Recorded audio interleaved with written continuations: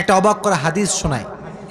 ফাতেমা এমন একজন বউ ছিলেন যিনি তার স্বামীর কাছে কোনো আবদারি করতেন না, কোনো কিছু চাইতেন না। তো একদিন স্বামী আসছে আলী, এসে বলছে, এই ফাতেমা, তুমি আমার কাছে কোনো কিছু চাও না কেন? কিচ্ছুই চাও না, আমি চাই তোমাকে দিতে, তুমি নিতেই চাও না।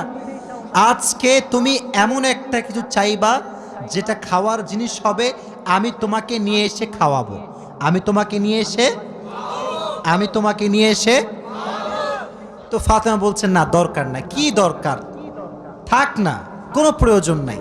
তো আলী আজকে নাসর বান্দা, না আমি খাওয়াই ছাড়বো আজকে, বলো কি খাবা। তো চাওয়ার একটা লিমিটেশন আছে। উনি বললেন, আমার কিচ্ছু লাগবে না, জাস্ট বাজার থেকে একটা আনার নিয়ে আসবেন। কি নিয়ে আসবেন?